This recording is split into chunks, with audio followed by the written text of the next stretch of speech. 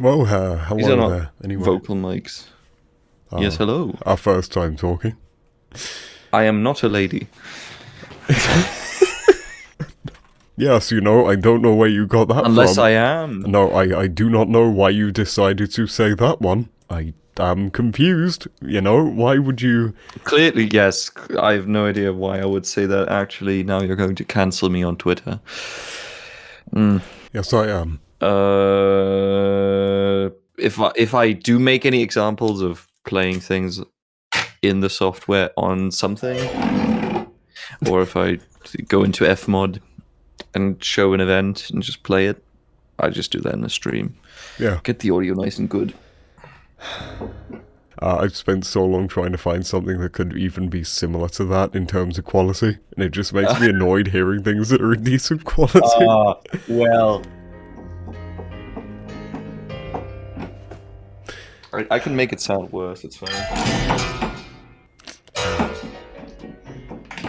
You say worse, but I I think guess most it's people just say stylized. I think I just made it better, actually. Okay, we'll go with that.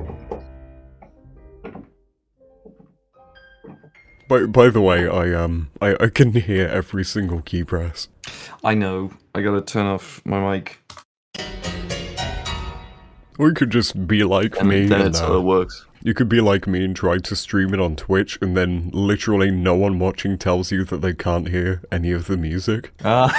It's just quiet breathing and key presses. So a bit like this, I guess. Hang on. Like... Yeah, no, that would be bad, but I was also singing.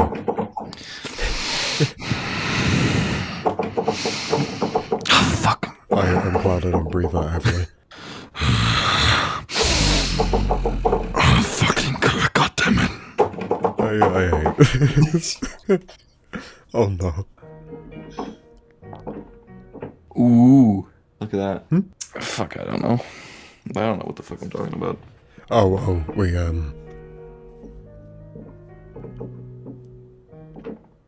used to play that all the time. Well, we are doing an interview. That is what we are doing. We are doing an interview, and I honestly, listen, I don't give a shit how casual it is. I'm not Robert Downey Jr. I'm not gonna sit in here. Ask me questions, and only the questions that you told me you would ask me. Don't ask anything beyond that, or I'm going to leave this interview. Well, usually the way it goes is I have a set of questions I have to go through, and then I just ask whatever. That's good. That's a good way of doing it. I'm just gonna be an arsehole and just... Yes. Never shut up. Yeah, ruin any chances of having background music in this.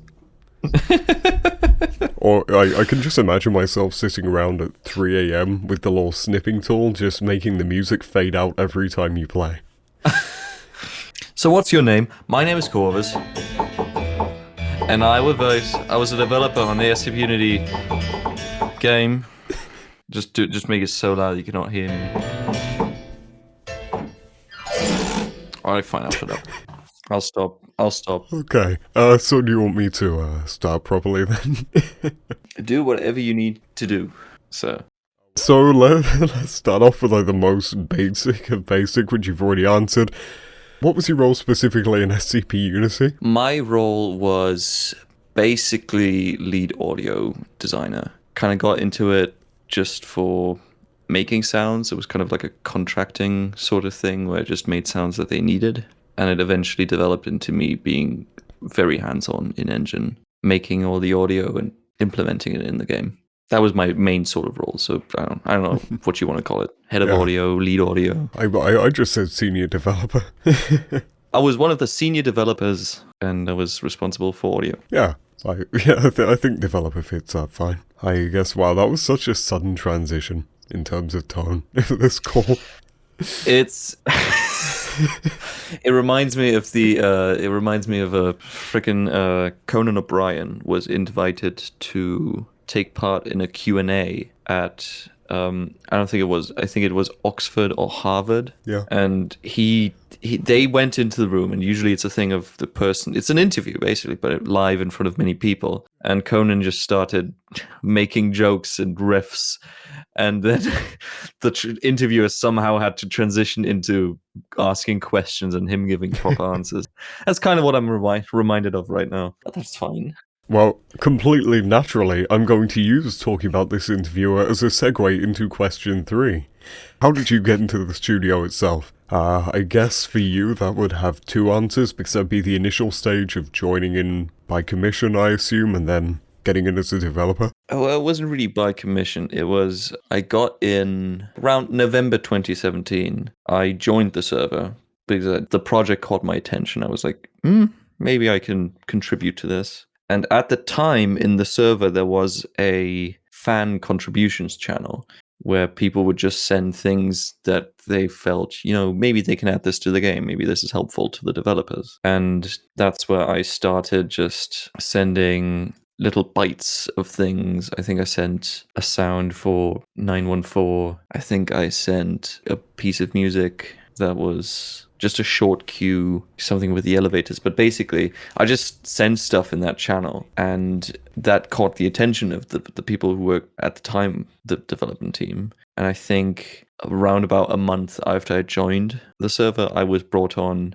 as a level 5 developer, as the role was known. It was a minor developer. There was the 05 seniors, and I was a level 5. Well, my brain just heard level 5 and immediately assumed you'd just been accepted into a high role. Would have been funny. No. Yeah, I was thinking in terms of SCP. So I got that role, that was just from sending things in that fan contribution channel. The crazy thing about that was that channel went away just a couple of months later. So if I had hesitated even a couple of months, my shot at this would have been probably lost, because I did message the project leader when I joined the server just to say, hey, this is what I do. I'd be interested in helping out.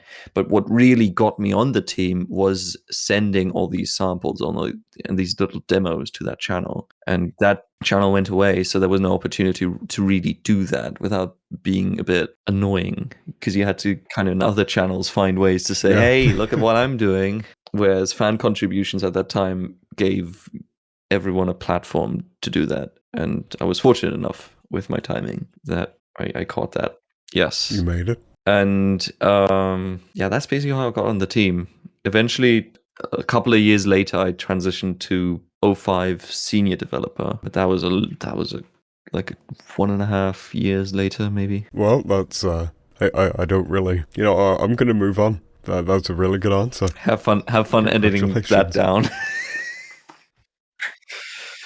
Oh no, the editing it down will be quite easy. It's trying to think of how to respond to a concise answer that just wraps itself up at the end. Oh yeah, by the way, you don't need to put all of your energy into the first 3 questions. The thing is just, I answer questions in a convoluted way sometimes. I will go off on tangents, which is why I'm saying have fun editing it down, because I'll be sitting here talking about other things. Anyway. So, I guess this is, you kind of answered it before, but what inspired you to start working on the game? I had... Or at least start making stuff for it. I had done a couple of things with SCP in the past. I was, as a child... I was really young when I joined the game. And when I was even younger than that, I was really big into SCP, and I watched a lot of playthroughs of Containment Breach. And so I think it was like 2013, 2014. I spent like a couple of weeks just making sounds and a couple of just random bits and bobs for Containment Breach and posting them on the forums there. And then I kind of took a break from SCP for a good few years until 2017. And really what got me to really check it out were videos by a YouTuber who went by Batesy. He is kind of retiring from YouTube right now. Well, yeah, he left years ago to study, didn't he? To work and study, I think. Funny little voice break there. But those videos, just seeing... I'll make sure to steal just seeing how this thing kind of started coming up. That was really interesting, and that kind of is what got me to think I might be able to contribute something to this. Especially because it's on a newer engine. Yeah. and I was familiar with a couple of, I might get into this later in a ramble, but audio middleware and what sort of things you can do with audio. Well, actually, there's a question specifically for that. But yeah, so that's those videos are really what got me to start looking into what is this, where can I join a conversation. And I think it was one of the first big Discord servers that I joined. Yeah. Just to kind of throw my hat in the ring. Well, how long did you work on it for after you joined? I worked on it until the very end, January of 2021. So that's, I don't know how many years that is. That's 3.25 years, maybe a bit less. 3.25 years just about does it. 3.25 years right up until the day that it died. Lovely. Big sad. I heard that was a very fun time. It was unnecessarily terrifying. It was the craziest time ever because it was really dropped in our laps. And now everyone had things going on in real life, and I had studies going on in real life and things like that, where it's like limits to how much you can miss. But that week where we were told, hey, this thing is going to be over by the end of this week, it was so crazy that everything went out the window. Your entire life just kind of was not important anymore. Figuring out how to continue was important. And so I ignored university. I ignored my sleep schedules. I stayed up until 5 a.m. in the morning to talk to everyone in America about how to set up what we're doing now. It was really insane. It was a roller coaster, and I think everyone was very exhausted by the end of it. I've heard a lot of different perspectives from all sorts of tiers and positions in the studio, so yeah. It's not great. Sounds lovely. So I guess this kind of follows on. Related to that in a way. Would you say that Unity changed your life in any way? And I mean the game, not the engine. Well, the game engine made me want to kill myself. Yep. But the game, the game, it most certainly had a huge impact on my life, because throughout those 3.5 years, I mean, that's a lot of time. That is a lot of time, especially because I was young when I joined. I mean, I'm still young, but I was younger then. So a lot of that time, it really allowed me to get deep into certain fields of audio design and writing music and really improve my skills in those fields. It gave me a lot of experience on how to work in a team and how to come up with creative ideas in a team and discuss them. And it's also been a thing of, I had a job for, like, a real life job for the whole first year of working on Unity. And then Patreon payouts became a thing where the developers were getting small cuts of the Patreon money. And for the following 2 years, because I didn't need much. I still live at home and I don't go out much. I don't need a lot of money. And so SCP Unity really became a thing that allowed me to just sustain myself with those Patreon payouts. I set up a freelance business and SCP Unity supported me through most of that. It was an amazing time, honestly, because it was a very free time, because it was just studies and this project that I could devote my time to, and nothing else that really detracted from it.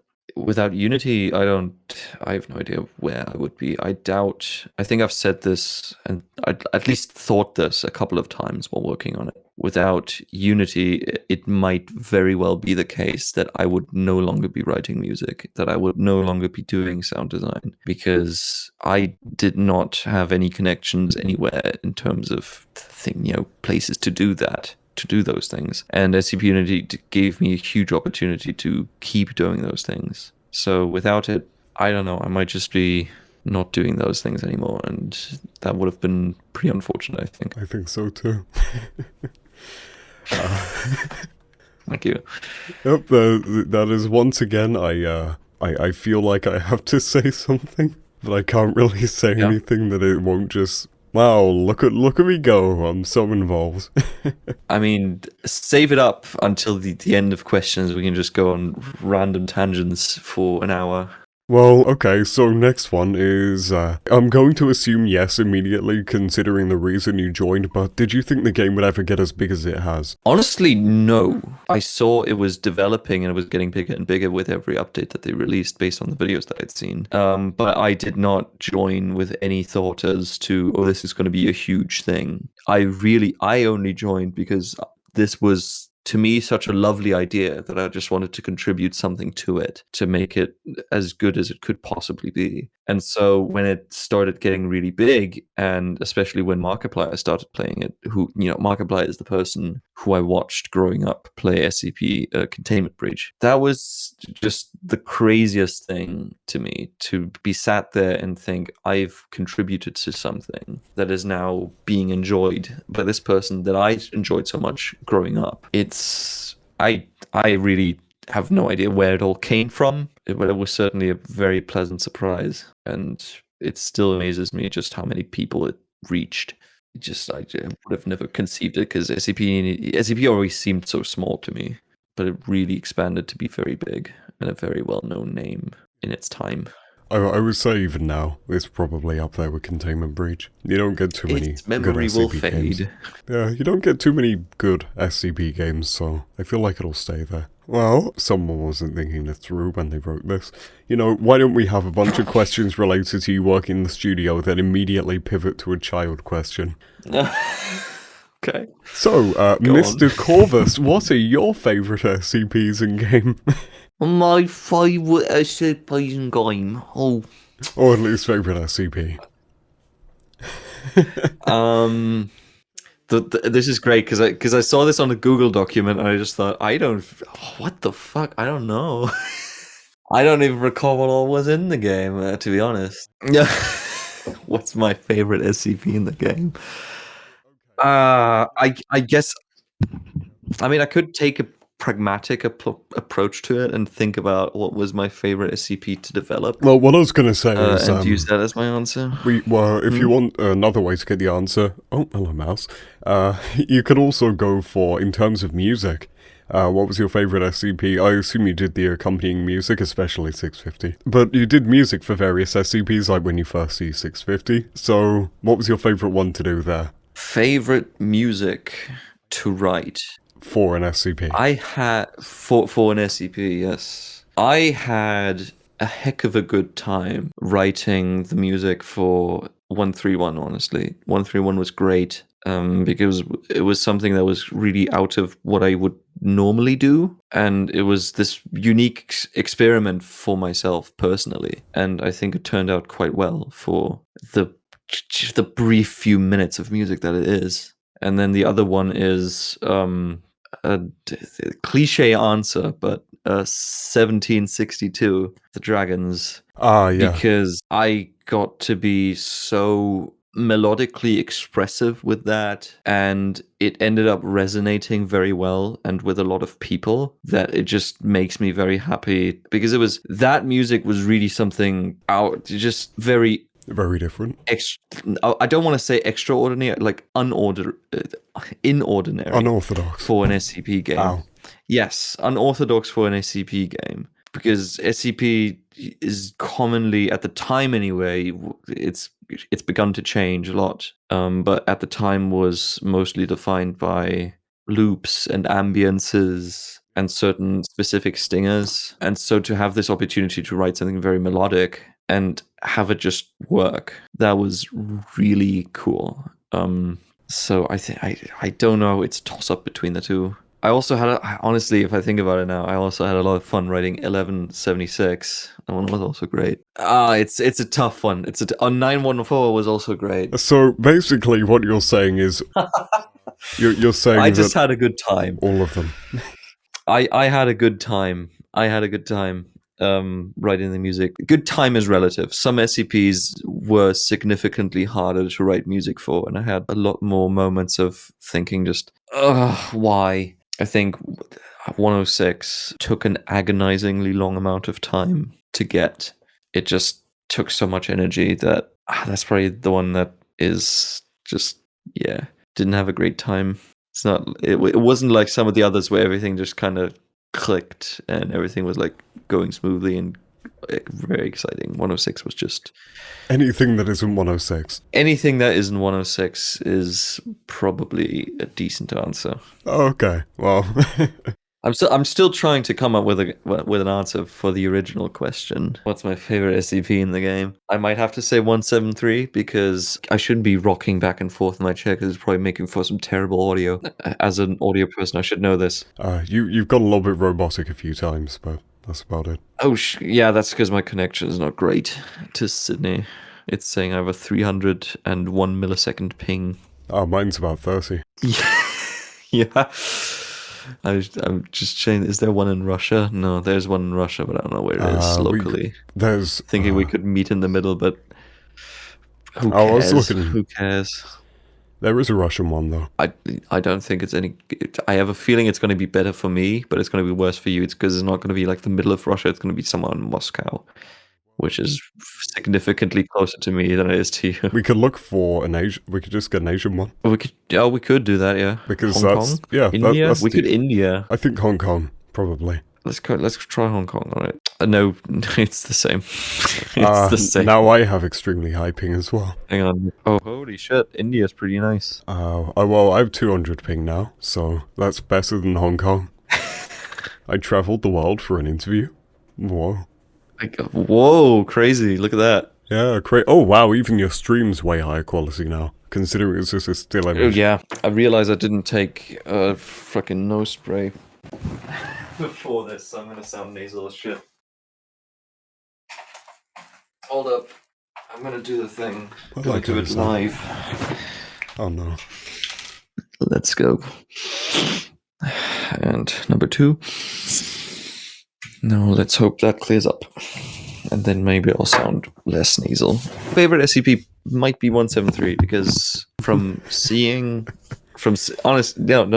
from seeing the very early versions, something that was really exciting to me was the fact that 173 behaved a bit more realistically in the way that when your line of sight was actually obstructed by something, it would move. And especially after some of the changes that were made, like I really enjoyed like writing the music. I had a good time on basically all of them. 173 was really fun making the sound for it because that was happening in the middle of, that was version 0.7, which is the update that brought the changed design, and it's also the same update that moved all of the audio to Fmod. I kind of got to make this new sound for 173 in tandem with the visuals being changed.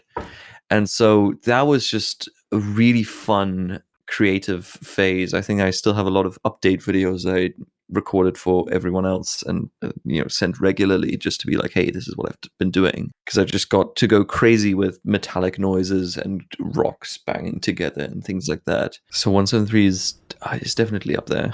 Honestly, I quite enjoyed it. Well, I've answered the child question. Yep. Done it. Oh, I don't know. I want a medal. No. Okay. Oh no.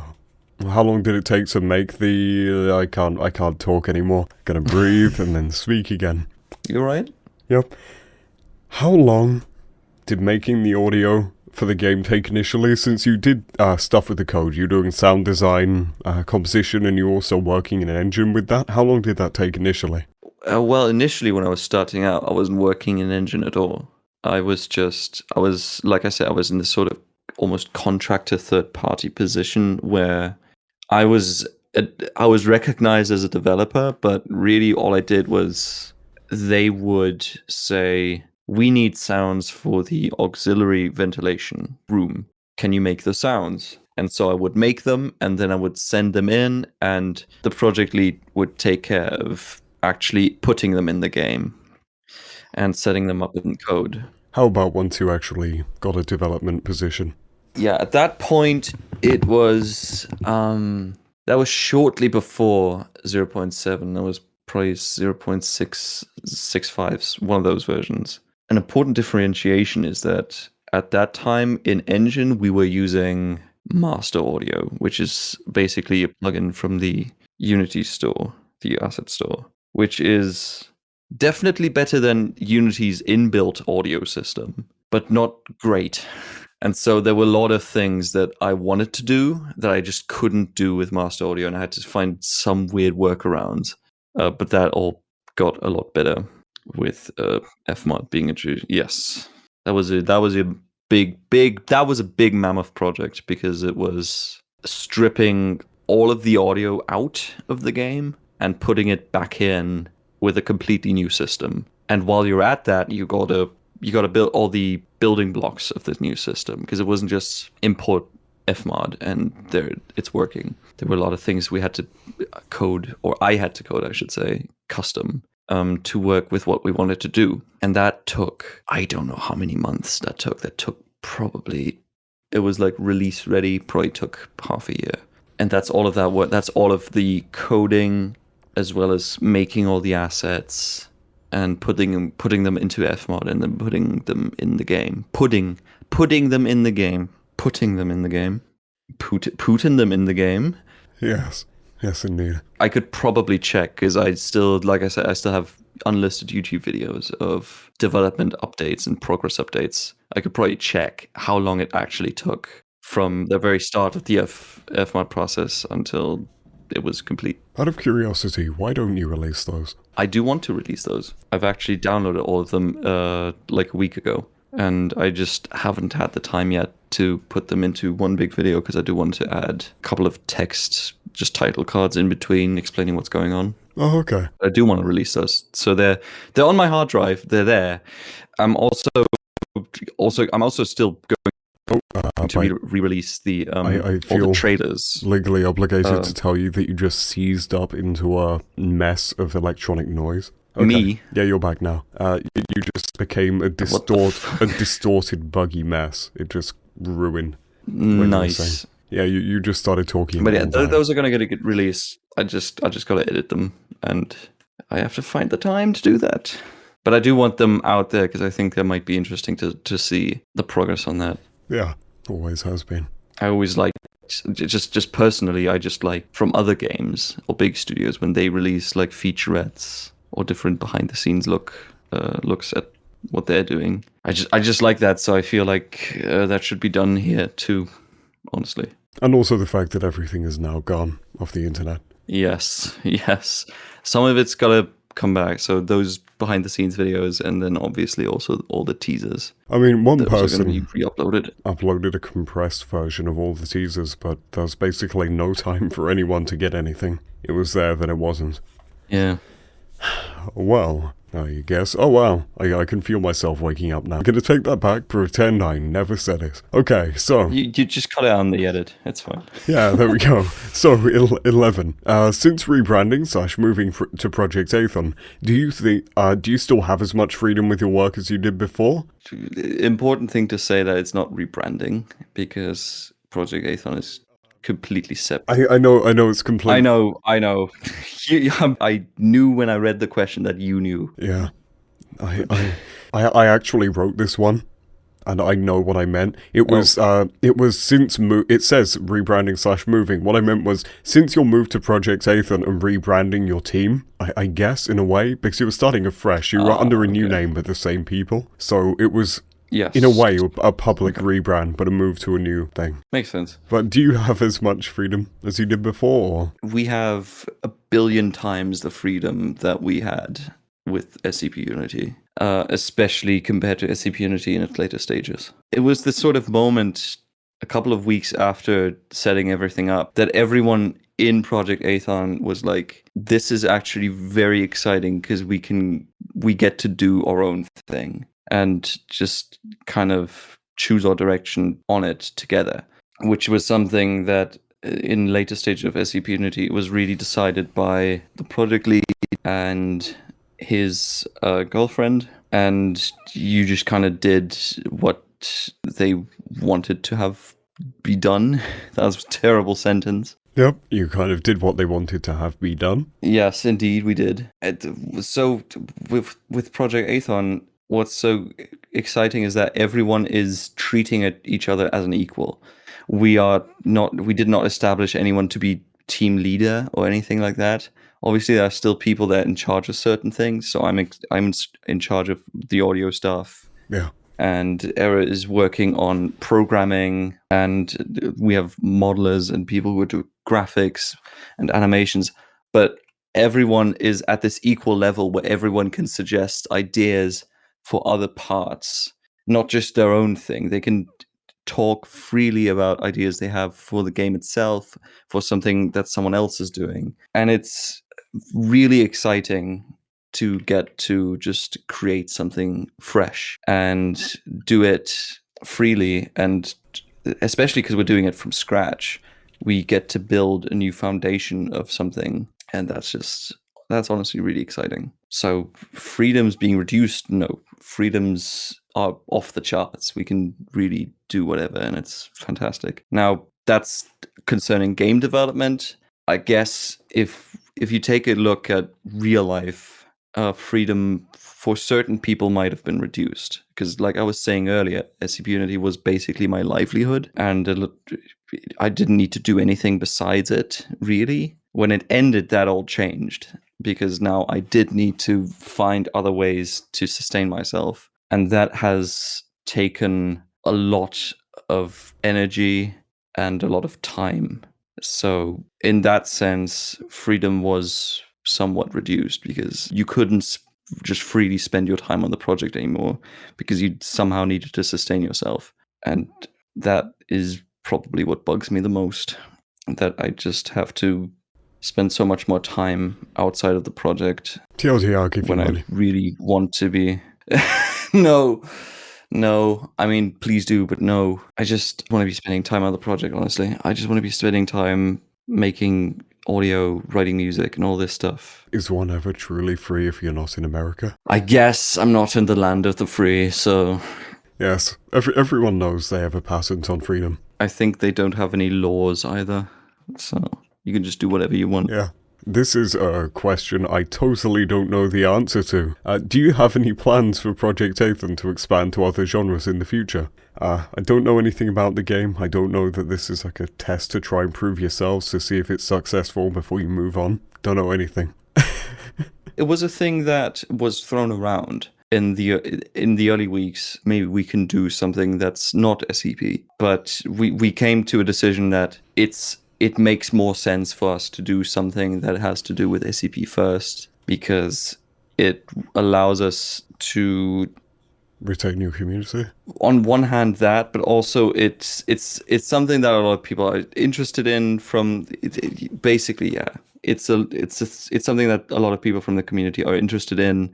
And if we said, okay, we are the same development team, but now we're going to be making a golfing game, everyone would be like, what the fuck? I mean, horror was still very much on our plate. We really wanted to do something horror, but obviously it was a question of, do we want to do SCP or no SCP? So we decided ultimately we're going to start out with something that has to do with SCP, but maybe in the future we might do something that does not have to do with SCP and is something free from that. So did you have much experience with Unity when you started off in the game? And I mean the engine. No. I had no clue, honestly. I was also very fresh to C#. Obviously, I knew programming, and I had taken programming courses before, but the actual language was pretty much new to me, and a lot of concepts were new to me.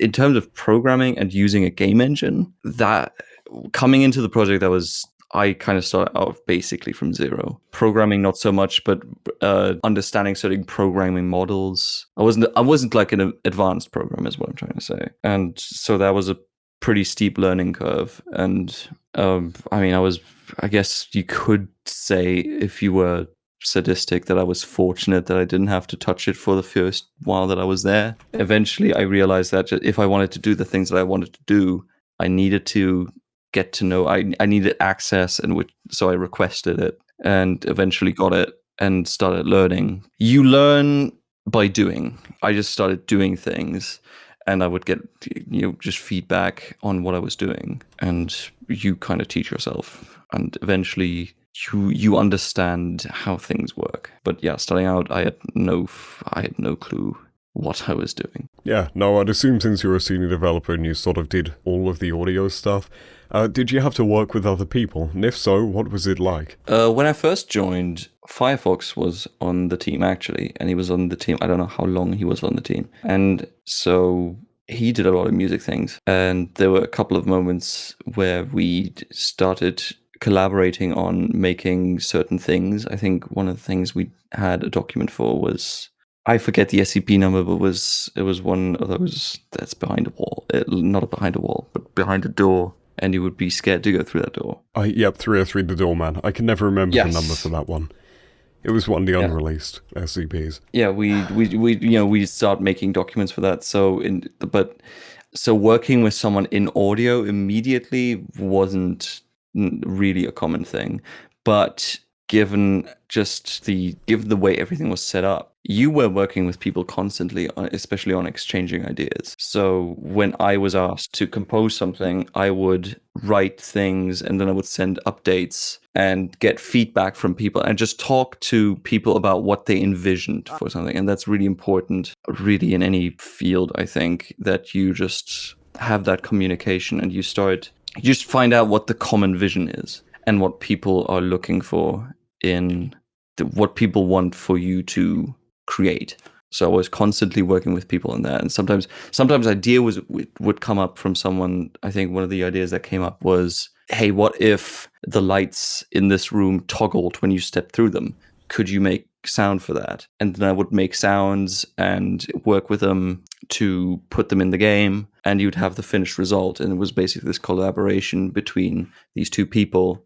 You were constantly working with someone in some form, unless you were quietly coding a system by yourself. So fmod was something that I just did entirely on my own. The dialogue system, which was unreleased, was something that I basically did on my own and only rarely got feedback on. So coding things like that, that's usually something you did yourself. But as soon as it gets into, I knocked my microphone, into making sounds and especially writing music, you're constantly in talks with people and working together to get something good. Well, in terms of working on things, what was the hardest task for you to complete? The hardest task I've brought it up so many times.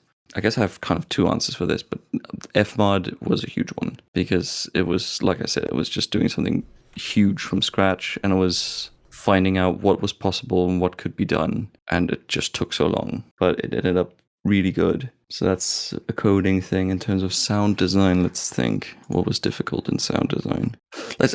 Well, maybe I should broaden it out to not sound design specifically, but asset creation. The main theme was really difficult.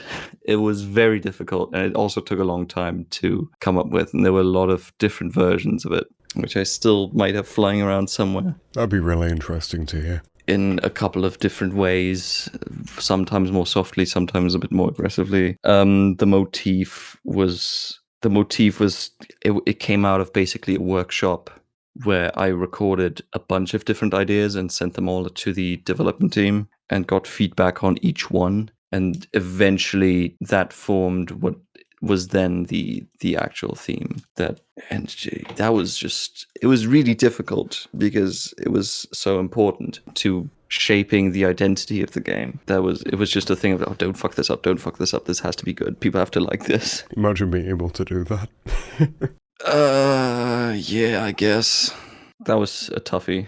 I've already brought up 106, but those are the things that are tough along the way. These fmod and the main theme those are two things that were just, yeah, these are tough nuts that just have to be done right. Everything else is tough work. Some were emotionally hard, some were actually hard. Yeah. How do you feel about the game being left at version 0.7.9? I'm sad because I wouldn't say that it's bad. 0.7 it's really good that 0.7 came out because it was such a huge thing and it really changed a lot about the game. And so it's definitely, in my opinion, at least a decent experience. It just personally kind of, it's unfortunate because there were things that we wanted to do that now are never going to happen, and there are things that got started or even finished that are never going to see the light of day. Aerie made a whole quest system. I made a whole dialogue system. I had a secret system. that was going to replace the pretty bad occlusion system. All of these things that I've worked on were partially finished. That would have been great in the game, but now it's kind of left in this state of, all these things that we wanted to improve, but now can't. So this is how they will be forever. It's a bit unfortunate. I mean, I'm still very happy with what it is. I recently booted it up and just played it, and I just kind of went, this is kind of crazy to think that this is something that I worked on. And I think for what it is, it's still pretty nice. It's a good experience. Just, I mean, could have just, maybe you could have just let us work on it a bit. Just step back from control. Maybe, just maybe improve it a tiny bit. Yeah, well, on the bright side, I'm not even going to get into that. I mean, it's also a bit hypocritical also because there were like a couple of things, like, as I mentioned, the occlusion system that's in 0.7, it was enough for what 0.7 was. I mean, So 0.7, it's in there and it's fine for 0.7. Whatever I was working on would have definitely improved on it and made the experience more immersive. Yeah. But it's not like this system is so bad in 0.7 that it completely breaks the experience. It's fine. It's fine. Leave it in. It's not like it's that big of a deal. Yeah, it's hard. I don't know exactly how to feel about it. I'm not sure I guess I'm sort of mixed. I'm neither really happy nor am I really sad. Because there was fun, bad stuff in the studio, but also I'm still proud of what was created. I'm still proud of what we did as a team and what I did and what we put out into the world. So I'm not going to sit here and say, oh yeah, it's such a bad version. It could have been so much better if we just kept working on it. Sure, that's true, but it's still something that. There are a lot of broken things in that version. There's a lot of unfinished things that you can find in 0.7.9. But one thing I think a lot of people seem to forget about when they play the game is that it's an alpha. That was something that a lot of people forgot constantly. You see something and you think, why is that broken? Well, it's an alpha that stopped development when it hadn't released. We're still working on it. Yeah. I feel like part of that was sometimes that to our own fault with how we were marketing things, which is a lot of my fault sometimes because I was the guy making the trailers. But yeah, that was something that bugged everyone, I think, through the entire lifespan of the project, that a lot of people are just like, why is this not? And it's like, we're still working on it, guy. We can't. We got to do this in steps, and sometimes this is a step. I think a lot of people got confused also because it was 0.7 and their natural conclusion was that it would be 0.8, 0.9 and then 1.0. It makes sense. That's how numbers work. I think our idea was to go 0.9, 0.10, 0.11 and so on, kind of like Minecraft does it. Yeah, I think that just kind of added to the misconceptions that people had, but seeing, well, the number is so high, it should be more advanced in development than it is. That's kind of, we tried to mitigate that in 0.7 because we changed our tagline in the main menu to say early access alpha in very big letters, but it just kind of, it wasn't enough. Ideally, we should have changed the numbering system to be 0.07 or something really tiny. Could have just slapped the letter A at the start. Yeah. A 0.7.9, just to signify alpha. Can't be changed now, but yeah, that was a huge thing that was constantly like, people, please. We could skip that one. We could skip that one. Okay, we are going to skip over several because you've given good answers that cover these. Technically, you covered this one as well, but I feel obligated to ask. Were there any plans to restart development after it officially dissolved? It was a huge thing in that meeting that we were told, lol, we want to cancel this. I don't know how many people were there anymore. It's a long time ago. Yeah, everyone but a couple of people. Festa was there, Aerie was there. It was really a moment that everyone in that moment said basically had the same thought of, why can't we continue this? And that was something that came up very quick. Everyone was obviously completely struck and taken aback. But that was something that crystallized out very clearly, that there was a desire to keep going. And it was really, I remember being angry, very angry when the answer came back no. My heart was just racing, and I got pretty angry at that, at being told that, which is so ridiculous, because I had observed that sort of thing in the real world before, where a project leader will say, I'm stepping down, you guys take over. That seemed to me like such a reasonable thing. And to have that be completely refused was so mind-boggling that I couldn't help but kind of be driven mad by it.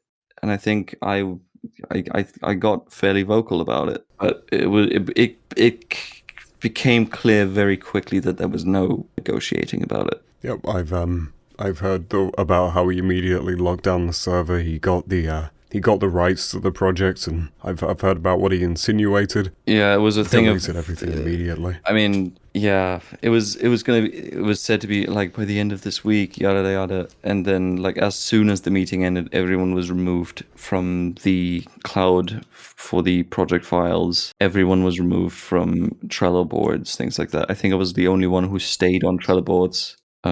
Because I did actually have at least a somewhat decent relationship, I guess, with the project lead. So he kind of let me stay on there to copy over a couple of cards. Ultimately, that was very insignificant. I don't think I even have a copy of those cards anymore, because they were basically meaningless. Like, what am I going to do with these? Aerie was trying to download everything, but got locked out basically straight away. Yeah. Apparently, he'd already closed that down partway into the call. He just immediately assumed everyone would have tried to do that. Yeah, I was fortunate that, because I had worked on, like I said, I worked on a dialogue system. I'd worked on another system. I was very glad that I had those as local copies of the project files and not in the cloud, because all of that would have been lost if I only had one copy of the project that I just switched between branches. I was really fortunate that I had each of those systems in its own copy of the files, so that I didn't lose all that work. Yeah, things moved very quickly once we were told what the case was. Well, let's talk about a highlight of your time in the studio. A highlight of my time in the studio. Oh my god, I love it. I don't know how to segue from that to asking about a highlight. Just gotta abruptly force this down. Yeah, yeah, we're just gonna go straight from, that to, hey, what's a highlight? That's a fucking crazy question. And I've read it. I've seen this question before, and I've been thinking, what would I say in response to that? And I'm still sitting and like thinking, just what should I be saying in response to that? It's hard to pick out like one big highlight, because really there's a good bunch of highlights. Obviously FMod, but also a lot of things are like seeing positive responses from people. That was always very nice when we had done something in an update, or if I had shown something in a screenshots channel or something like that, and people just responding positively and saying, "Oh, this is great. This is really nice. This is really elevating this." That really meant a lot every time, because it's just, yeah, I think I'm doing a decent job, I guess. I doubt myself a lot, and so every time there was positive feedback like that and people got excited, it also got me excited, and I think it got everyone on the team excited. When people were excited, everyone on the team was also excited. And so whenever that was the case, usually around updates or things like that, that was always a very nice time. I think that's a decent answer, maybe. I'm doubting myself. No, that was a terrible answer. Okay, we're gonna have to restart the entire interview. No, honestly, no. That's understandable. So, how about, you never would have seen this coming after a highlight, how about a low light? A low light? Yes, a low Being light. fired? Oh, were you fired? I think practically everyone was fired when we were told it's getting cancelled. Yeah. That's kind of what I'm referring to. That's Oh, a low okay. light, definitely. The biggest low light was probably when I have two answers for this, but this is one of my personal pet peeves and one of my absolute low lights. The Sky Room had a siren in it. I was in love, and this was before SCP Unity even. This was there's this wonderful siren that goes. I guess I could just pull up the sound because I think I still have it somewhere. Let me find it real quick. Well, I'm gonna do it anyway because I pulled up the Fmod project. Might as well use it. Here it is. Can I just say this quickly? Funnily enough, it wasn't even a random comment. This was also Error's lowlight. It was a low light for him. Oh Jesus! Yeah, well. he complained about this a lot. And then Markiplier. This is a beautiful. It's a beautiful siren sound, a beautifully haunting siren sound. Yeah. That I really enjoyed. Here's some tech talk. The siren in question is a federal signal modulator, and this particular whale type, as it's called, is alternate whale because it's wailing but alternating between pitches, and it's used across the United States in various situations to signify various different things. Most famously, it's used in Chicago, and that's another pet peeve of mine because there's a video out there that says creepy broken Chicago siren, and it's the sound of this da da da da da da, which is not broken. That's how it's intended to sound. You are an idiot for thinking that it's broken. It's not. Shut up. That's. I'm so mad. This da da da. Well, I'll get to it. But so that's just a kind of side tangent. I really love the siren sound, and so I put it in the game because I thought it was really unique. It was a really unique sound rather than just a normal, boring old siren. And it took this. This was in the game. This was in the project files for Fmod since version 0.65. Months before 0.7 came out. Many months, probably half a year, maybe even a year. This siren sound was in there. So we released 0.7.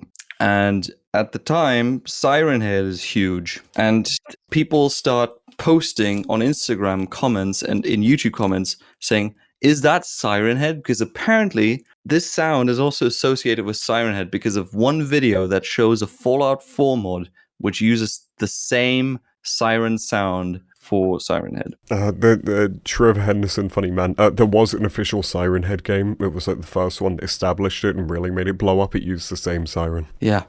So, and this is kind of where I'm pulling this back because there were arguments in like Instagram comments saying, is this SIRENHEAD? And then someone said, no, this is not SIRENHEAD. This is the broken Chicago siren, which is also wrong because the Chicago siren isn't broken. It's supposed to sound like this. And it was all just complete bullshit. And I was like really annoyed by it. But I wanted to keep it in the game because it's like, it's going to pass. This whole shit is going to pass and people are just going to think it's a siren.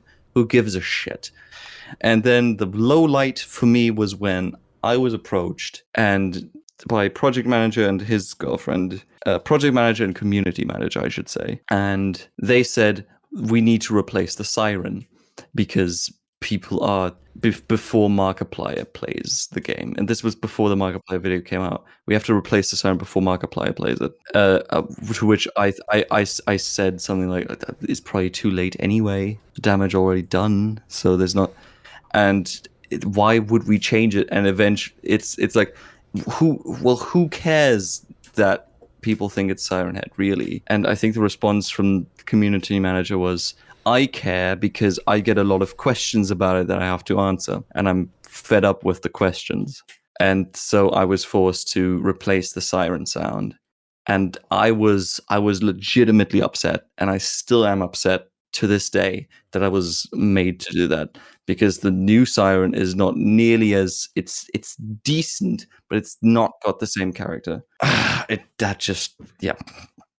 Personal lowlight, not the fact that people confuse it. That was really annoying, and it still annoys me that people probably think this. And it still annoys me that people think the Chicago siren is broken when it isn't. It's supposed to sound fucked up. the lowlight is just being forced to replace the siren. I think I even set my this is completely petty, but I think I set my profile picture to a picture of a modulator siren in respect to the death of this siren. And in fact, I didn't even take it out of the game. It's still bundled with the game files, but the volume is just turned off on that channel. So you hear the normal siren, the new one, but theoretically you could still turn that old siren back on because it's still in the game files. I didn't take it out completely because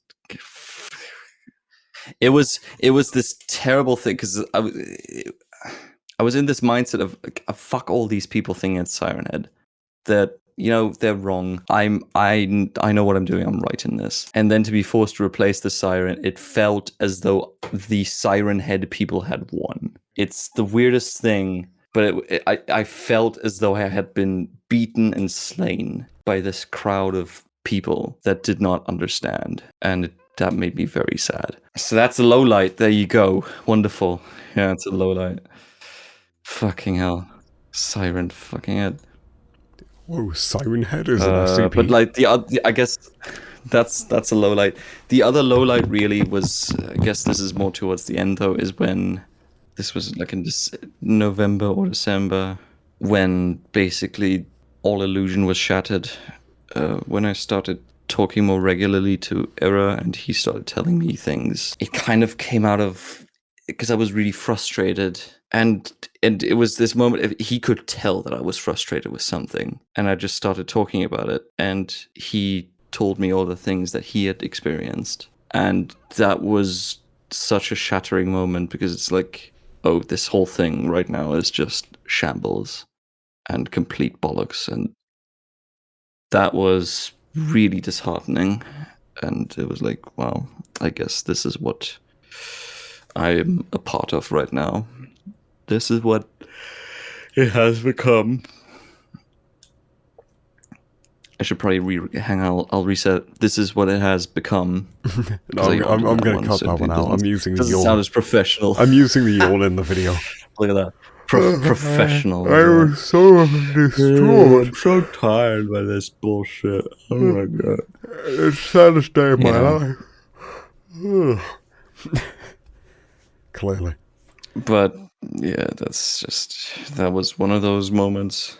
And especially because I was just finished with the dialogue system, and I had just made, and I just had so much fun making the core room announcement, which was going to be new in 0.8, because the music was, it's fine, but it was a lot of dead space. And so it was like this thought of, well, we have the dialogue system, why not use it? And I just recorded the whole announcement on a whim, basically, and put it in the game, and it was just so amazing to have it there, and I was so happy, and I was like, oh my god, this is great, this is going to be great. I'm starting to feel a bit better about 0.8 again, because 0.8 was it was such a struggle that constantly I was just in a mood of, I don't know what's happening right now. I don't think, if something feels like it's not right, it feels like something's not working right now, like. It feels like everyone's going through the motions without a plan. Yes. Everyone expected it to come to an end. It was sort of this thing of, okay, things are happening, but they're kind of all over the place, and this doesn't look amazing right now, and I don't know how to feel about this. And having finished that system and having made that, I was like, one of those moments that was just refreshing after such a long time of just kind of, to just have that moment of, oh, this is amazing. People are going to love this, I think. And then right after that, having this epiphany of, oh, okay, well, this is what it is right now, I guess. Yeah, it was turmoil, emotional turmoil. It was very draining. All of 0.8 really was very emotionally draining. Yes.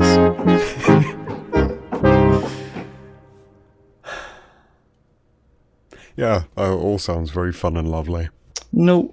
One thing I haven't really, I don't think you've mentioned once, is about the lighting rework in 0.8. Yeah, that was part of 0.8. 0.8 was, to me personally, was going to be a huge one, because I really wanted to go over all of the ambience in the game and completely rework it. I think there was an Instagram post that we had where it showed, I don't know if it went out ever, but I had already gotten started kind of on like SL3 with the tubes. The tube hallways got a whole new room tone, and there was metal creaking, and I was gonna make I had huge things planned in terms of ambience for 0.8, and the lighting rework was kind of happening at the same time, and it was. And now I'm a sucker for stage lighting. I love stage lighting. I do it as a hobby all the fucking time if I can. Oh, wait a minute, I'm getting flashbacks. Deja vu. There's someone else I interviewed from the Unity team that really loves stage lighting and does it in their free time. I can't remember who. I have no idea who that would be. I honestly wouldn't know. Is that sarcasm? I seriously, I have no idea. Don't know how I managed to forget. Is it Conf? Yes. No, I did not interview him. That was Who the fuck was it? I wasn't able to interview Camp. I had to get someone else to do that. Who would in that case I have no clue who might. I guess I don't know the people well enough even still. I'm going to. You know what? Doesn't matter. I will probably message you about it when I'm editing the footage because I have everything. I'll probably you'll get a random DM from me out of nowhere, just saying it was this person. As I've been getting. Anyway, yep. Nice. You're into stage lighting. I'm into stage lighting. So it was you're weird answering the question before I asked it. Yes. I know the question. I'll get back to that. I'll just kind of. I haven't even asked the question yet. Light the lighting revamp right now. You're always a sucker for stage lighting. It's a thing that was. It was kind of just happening, and to some degree understood because it was like, yeah, some areas of the game really do look like shit and do need to be reworked. But then there was just so many moments that were like. And I tried always to help as much as I could and give feedback. And I might have been pulled into the hype myself at some points. But there were also just moments in which I was honestly confused as to why, basically, I guess. One of the moments was 9.1.4. There was an update that was posted that was very flat looking. And so I think me and someone else started like giving feedback on it, and the answer was very swiftly, "I'm not done with it yet. Stop talking about it. I'm in charge of this." And that was one of those moments. Another moment was 131's chamber, which it had a lighting quirk that didn't really make sense. It had 3 lights and in the ceiling, and one of them was warm white, the other one was neutral white, and the other one was cold white. I'm getting a call. I'm going to shut that call up. And that legit scared me for a sec. But that's never happened to me that I've received a call whilst in another call. But yeah, so it had those 3 colors, and it obviously was strange. That's not how anything would look in real life. But the room, as a result, had a very inviting look to it. It was very warm. It had nuance. It was just interesting to look at. And then the lighting rework first of all, the lighting fixtures were interesting in that they were slightly weird. Then the color was made even across all of them. And it's just strange lighting quirks where the ceiling was receiving a lot of light when it really shouldn't. And it just did not have that same inviting vibe. And that was one of the moments that just really confused me. It's like, why?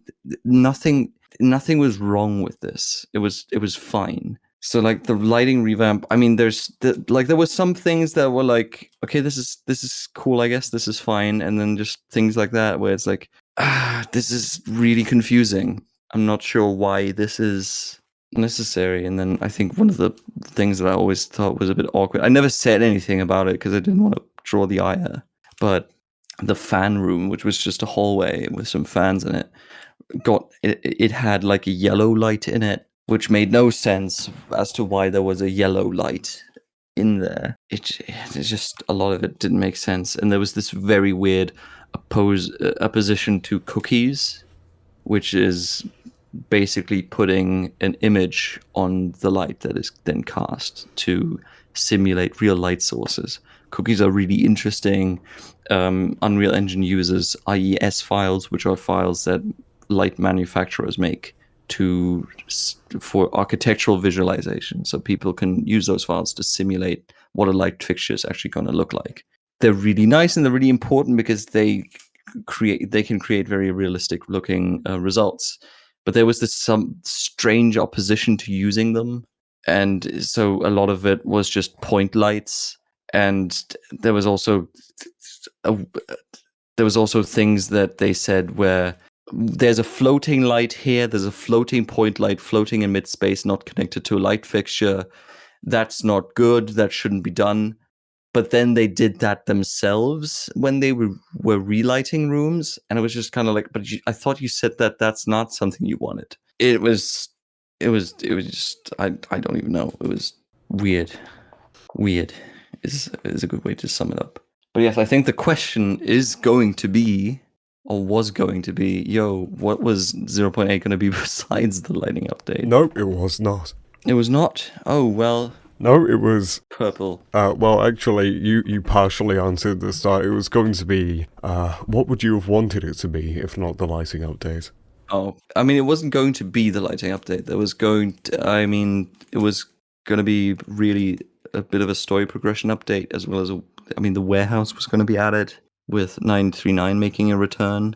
There was going to be another area that was going to be added that teased SCP-049 and also introduced the concept of the facility AI a bit more. Those were all things that were planned. Your music has sort of shaped the public vision of 0.8. I just want to mention that. What particular part? Well, there was one that was re-uploaded, and what it meant is... Oh, was it the cinematic teaser? And it's all that people have to see, so basically most of the stuff I've seen based around 0.8 is off that name alone. So when they see 0.8 cinematic lighting trailer, and then they see reworked lighting, that's... Yeah, basically that. But yeah, there was going to be a lot of those things. And then, like I said, the quest system was going to be a thing. That was basically done. The dialogue system, I worked my ass off to make that work. It had huge, subtitling and everything. Everything was in there and it was really nice. We could have dialogue with more voice acting in the game. That's something we really wanted, especially with 939. There was going to be a lot of voices. We had contacted voice actors and had them record a couple of lines that were going to be in the game. And then obviously I wanted to do, like I said, a huge ambience rework, because the ambience I felt in 0.7 is just kind of bad. It's passable, but it's not great at all. So I was going to make it a lot more dynamic. I wanted to write a whole music system, because the music, something that bugged me about the way that I was doing music is that I had gotten into SCP Unity because I was tired of just having a loop in one area that just looped, and then you went to another area and it was another loop. And I was starting out with SCP Unity, I really wanted to break out of that pattern. And in some ways I have with the melodic cues, like 1762, which is a very specific piece that was timed with what's happening in the game and everything like that. But then a lot of music in the game, like ambience and certain area things, were still loops that were restricted to certain areas, and I wanted to get away from that. And so a thing that I wanted to get started on, but never really did, I just got a bunch of brainstorming in that I think is probably useless, was a dynamic music system that would keep track of player location in relation to rooms, and would allow me to create complex musical transitions from one thing to another. That's something I really wanted to do. And then obviously I wanted to do a whole overhaul to how the occlusion worked, because the occlusion in SCP Unity at the time was we take the location of the sound and we draw a line from the sound to the player, and if this line is obstructed by anything, then we occlude the sound, make it more muffled, and if the line is not obstructed by anything, we make the sound clear. and that sort of made sense for objects that were in the same room as you, but it audio propagation, it did not simulate a sound coming out of doors and things like that. And that's something I really wanted to do, and so I think I sank like many weeks of research into how one could make a system like that, and got a bit of a start on it. That's something I really wanted to have in 0.8, just because it would have made the game a lot more immersive. I mean, there was a lot of things I wanted to do, and and the thing with them was that a lot of those things I realized I had to kind of keep secret, because I had seen that when someone said, "Oh, I want to do this thing," it would very quickly be met with a response of, "Oh yeah, that would be great, but we don't have the scope for that right now. So when we shouldn't do that for this version." And then that would be pushed back to indefinitely somewhere else, basically. And I saw that so often that certain things that I was doing, I just started doing in secret, and either did not reveal or only revealed that I was doing something when I had something tangible to show, where I was like, "Hey, I have like something that already kind of works." Because at that point, it was harder to reject it, because it's like, oh, well, if it already kind of works, might as well add it. And so, yeah, there's just a lot of those things. I think the whole occlusion thing, the whole music thing. I'm not sure about the dialogue system. I don't think the dialogue system was secrets. Some of the ambience things, just a lot of those stuff, I just kind of kept secret to myself, because I didn't want it to get shot down right away, because it was just stuff that I was excited to do, and was like, I feel like this should be in the game. This would really make things better. I just wanted to make a better product. Yeah, I understand. That kind of stuff's never fun. I do actually have some questions, but this could be fairly quick, or it could take a while. So there's been a lot of community talk about what went on, stuff. If are you able to shed any light on specific questions or thoughts people have, or would you rather keep what happened down low? It depends on the question, I guess. Okay, so I guess one of the common ones is so going through Reddit and whatnot, and I don't understand Reddit, but I managed to find a lot of stuff people were talking about, and there was some things saying that the devs had no contact with Zorna and he just ran away with the money. And then there's people saying that the health stuff was faked. I mean, was that a public excuse? Are you able to say if that was just a public excuse? I'm not able to say that, because he stated that exact same thing towards us. We were told in the meeting that we were informed that the game was being cancelled. We were told that apparently he'd been really in bad shape, and that they believed he might have cancer or something like that. And so all this stuff in regards to all the health stuff was faked. It's purely speculation, just kind of. And now I can't say how much everyone in the team believes these things. I know there's we doubted some parts of it, and obviously the community doubted parts of it. We can't say how real anything. We did not know these people very well. We knew them by their usernames, and we knew some of the things that they did. But it's not like we were on eye level always. We had no idea what, like the project lead. We had no idea what he looked like. We have no idea who this person really was ultimately, and so there's just no way for us to say, oh yeah, no, all this stuff that he said about health failing was just bullshit. I think the sentiment that a lot of people in the team at least came to was that maybe it's real, but it sounds a bit exaggerated. There's no way it's purely speculation, really. That's just kind of how we felt. It was like, this seems a bit like it's just exaggeration. If that really was how it was, I guess that's pretty bad. But we just have no way of knowing. Yeah, there's only two others. They're all they're all better after the other, so that was, I think, the most serious one. I guess this one's serious too. So his girlfriend was apparently the one of the biggest Patreon supporters, or at least monetary supporters of the project. I don't know about that stuff, but apparently, SCP Unity starting to, I guess, get the community to attack other games and projects and general stuff. Was that anything that that anyone actively knew about in the team or tried to stop, or was it just at the point where you couldn't do anything, or did no one even know? I don't recall there ever being. I mean, it's hard because some of these things I've just kind of repressed. Yeah, no, it's fine. So if you don't absolute bullshit, if you don't want to talk about it, we can. I don't recall. I don't recall anyone in the team, at least, ever sitting there and saying we should attack other games. I don't even think that the community manager necessarily. No, it was the. I've just heard stuff tried to about. incentivize the. No, not them. Not saying anyone in the games. team did. It was about the girlfriend. Yeah, that's what I. The community manager. Oh, that's fine. There is one other thing, and this one isn't as horrible as the other two. This one is just more about. You okay? Yeah, I'm fine. Okay. The last one isn't is actually fine. So the well, you know, it's not really. I doubt it would be an emotional one.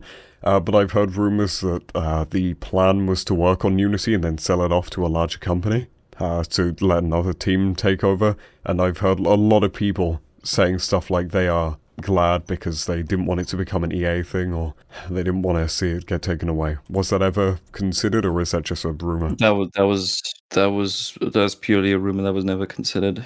Honestly, with especially and here's proof that completely rejects that rumor. The fact that the development team was not allowed to continue the project because the project lead said that he didn't want to see the game become something that he didn't envision it to be. That is absolute proof to completely reject the idea that they would ever sell the game off to anyone. Because if that's the mindset they're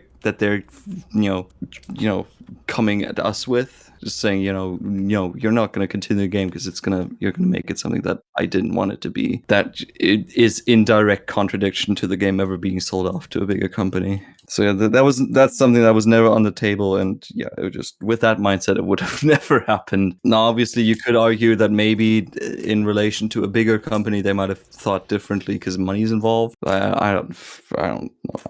It was never something that we discussed or planned on doing. I mean, there would be a fourth one, but it's just such an obvious lack of information for, I guess, people in public, because basically what I've seen a ton of people saying is complaining that, obviously you should have just continued working on it without him, or that it should be made open source or handed to the community, or literally anything, but we've already covered that one. I mean, do you know if there was any motivation for that specifically, or was it just he was overprotective? Motivation for what specifically? Well, why he wouldn't want to give it back to the developers or let anyone else take over? I mean, the reason he cited was literally that I think this might be verbatim, but don't exactly quote me on this. I don't want to see the game become something that I didn't envision it to be. Something along those lines. That's basically paraphrasing, but that's basically what he said in response to why can't we take over? And I think he even used the words, because I own the game and I don't want to see it become something that I don't want it to be. I think those might be the words that approximately, but the words saying because I own it, that definitely was said. I'm pretty sure that was said. If Zorner's in the comments right now saying, no, that didn't say that, actually, I don't care, but I very, very much recall something along those lines being said. Because this is my project, might have been. So maybe those were the words, because this is my project. So, I'm still fucking disgusted. Yeah. No, it just kind of, it's a little bit sad to see so many people, I guess, defending him or jumping on random, I guess, rumors and just trying to... I think one of the biggest things that upset us, or at least upset me, was, I'm pretty sure everyone was upset by this, though, that he made the announcement saying, due to health reasons, we're going to, this game will be cancelled. And a lot of people were there saying, that's really sad, but understandable. Hopefully you will get better. And in saying that, basically they only saw him as the developer. A lot of people did not consider that there were many other people who had worked on the game who are now in limbo and had been completely screwed over. Just the amount of people who were just saying, "Oh, hopefully he gets better." It's when they could be asking themselves, like some other people were, "Hey, hang on, the other development team though, why don't they take over?" That was something that was just, and that's the thing that was sometimes a through line in SCP Unity, where it's just a lot of people thinking that it was just this one guy doing it because they had hyped themselves up to a level where it was like they're gods, basically. I mean, those were words that were used all the time.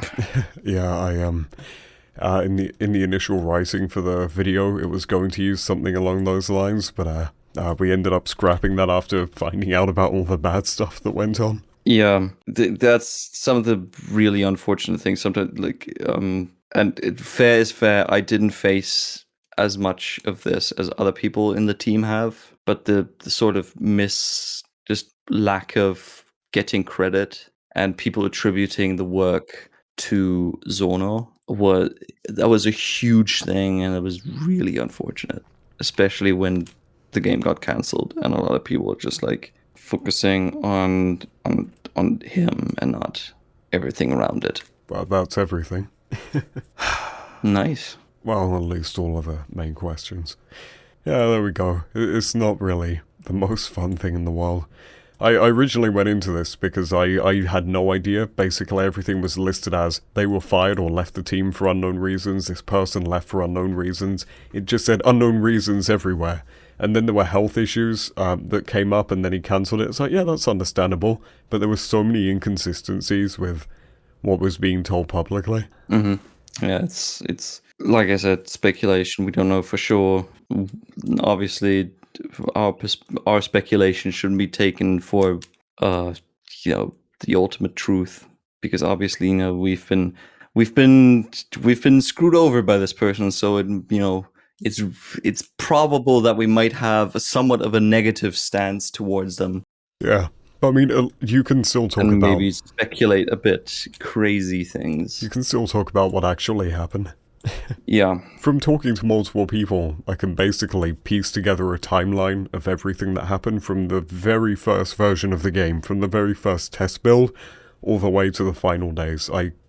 I'm probably going to do this, but I could go through and I could pick out key events and sort of roughly put them on with their times. But it was such a... What is really painful is that with hindsight and having everyone's stories together, it was such a clear path to an end. Because even from the start, there were the initial trust issues, and it was all closed off, and he was worried about having other people's work overtaking his own. And then over time, as it builds up, there's all the, I guess, the lack of connections and communication. There was the trust issues that got worse, and then you have the girlfriend who comes in just doing this and that, putting it simply. There's just a painfully long, drawn-out period where you can just see things beginning to pile on. But hey, that's Unity. It's the huge crazy. The huge crazy? It's the huge crazy, yeah. Damn the huge crazy. Yeah, it's a lot. It's hard to even think about some of these things.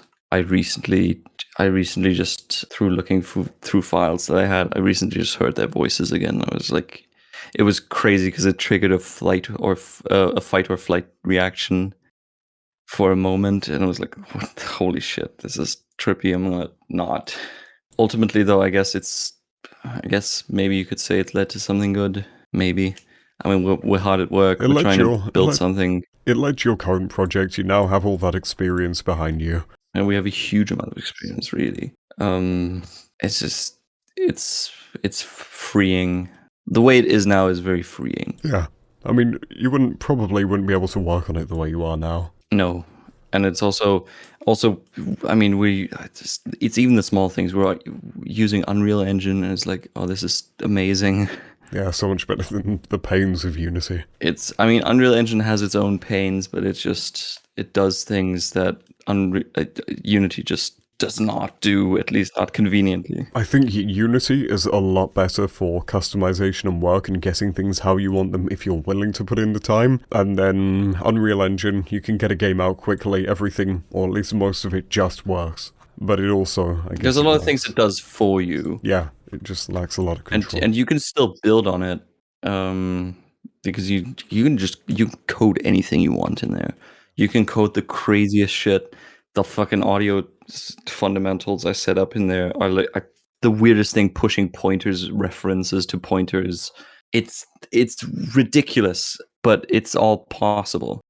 It's like the more we work with it, the more we realize how powerful it is. It's just and that's a really exciting thing to have this new tool to be like, okay, I know that this is going to allow us to better create what we want to create. Well, we have been talking for a while. Is there anything you want to personally go over? Because we're out of that awkward me asking you questions stage. We can talk normally. We can end Unity related stuff. We can. I mean, you've had FL Studio open the entire time, and you've only really used that FL Studio. You've only had that open for comedic effect. Yeah. There we go. Damn, that was worth it.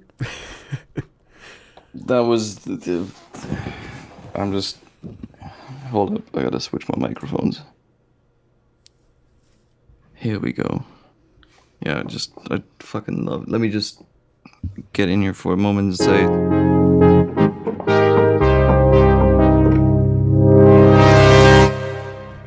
I love it. God, that sound hard peaks. That is home resonance. So I just love those chords.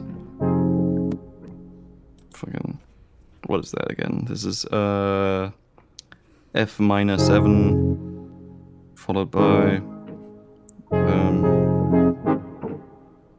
that's a flat 7 and then E flat over A flat. Just completely off the point, but just I enjoy it. Yeah, you just gotta show off there. I have to. I don't. I really don't. Can't honestly, even. I don't like showing off. I like talking about things that make me excited. That's something just about me personally. Like I recently found the sheet music to the THX logo. Like, first of all, I was like, "Oh shit, there's sheet music for this. That's amazing." All builds up to that one C. I just like getting excited about certain things and just talking about those. It's really my musical knowledge is absolute crap. So flexing musical knowledge or anything like that. Why would I do that? Because it sucks. I don't know what the fuck I'm doing. I just I just love it. It's this guttural response that I'm just like, this is the music, man. Yeah. But yeah, SCP Unity is fun. Yeah, SCP Unity. Honestly, playing it again recently was really crazy because it's like, oh, this is a game. Holy shit, I made those sounds. This is weird. I played through like every second version up to 0.7.9 with Tails in preparation, and that has not really helped out in any way, or as much as I thought it might. You know, it's funny, I thought I'd have a lot to talk about. The music man is here. How is the game going, by the way? I just finished with working on some epic stuff to show soon, and I just finished a major system with audio that everyone... You did audio? I think I did, I'm not sure. Oh, I never would have expected you, of all people, doing audio. Honestly, no, seriously, I just do the cooking. Yeah, that sounds about right. Walking around the offices. I always loved the music in SCP Unity. It is the music, I think, sometimes. Did you just sort of play stuff and that it felt right, or did you spend a ton of time actively writing and trying to think of everything? Kind of depended on the things. Sometimes some things were just kind of improvised. So the main theme, that was a long writing process. I don't remember how it was for 1762, because that's like one of the most musical ones. 106 was another one that took ages. The core room was interesting because that was dynamic, so having to split that up into segments that all looped.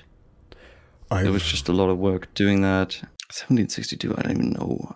I'd have to... I think the motif came relatively quickly. I'd have to check through my files.